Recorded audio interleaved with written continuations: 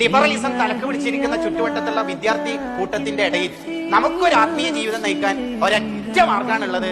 റൗള ഷരീഫിൽ ഒരു തർബിയത്ത് നമുക്ക് കിട്ടണം. അതിന് സ്വലാത്തല്ല മക്കളെ.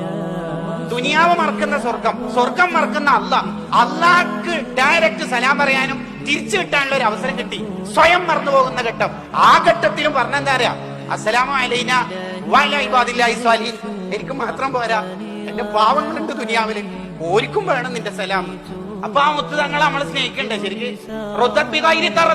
സൂര്യനോട് ഇങ്ങോട്ട് വാടാ എന്ന് പറഞ്ഞപ്പോ തിരിച്ചു വന്ന് വിരലിന്റെ ഇടയിലൂടെ വെള്ളം ഹെമ്മാതിരി മോചിതത്ത് ഇങ്ങനെ തരും നബിയെ, മനസ്സ് നിറച്ചു തരും എന്ന് പറഞ്ഞപ്പോ തങ്ങൾ എന്താ പറഞ്ഞേ? മനസ്സ് നിറച്ചു തരും എന്ന് പറഞ്ഞപ്പോ എന്നെ തൃപ്തിപ്പെടുത്തുന്നവരെ തരും, ഉറപ്പല്ലേ? ഓക്കെ, എന്നാ ഞാനൊരു കാര്യം പറയാം. എന്റെ ഉമ്മത്തിൽപ്പെട്ട ഒരു മെമ്പറെങ്കിലും നരകത്തിലുണ്ടെങ്കിൽ എനിക്ക് തൃപ്തിയാവൂല. എന്റെ ഉമ്മത്ത് എല്ലാരും കൂടി സ്വർഗത്തിൽ കിടക്കണം എന്ന്. അപ്പോഴും നമ്മൾ തന്നെ ആ നേതാവിനെ സ്നേഹിക്കാൻ നിങ്ങൾക്ക് ഇനി വേറെ പ്രമാണല്ലേ വേണോ? അതങ്ങൾക്ക് സലാത്തല്ലേ ഇനി വേറെ തെളിവല്ല വേണോ? ഒറ്റോന്നേ പറയുന്നുള്ളൂ.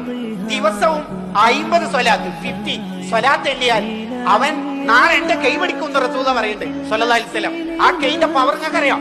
ആ കൈ ഒന്ന് പിടിച്ചാൽ രക്ഷപ്പെട്ടില്ലേ? നമ്മളെ സ്നേഹം ഒരു ഫേസ്ബുക്കില് അല്ലെങ്കിൽ ഇൻസ്റ്റഗ്രാമില് എന്തെങ്കിലും വരച്ചിട്ടിട്ട് ഉണ്ടാവേണ്ട ഒരു സ്നേഹമല്ല ശരിക്കും പറഞ്ഞാൽ.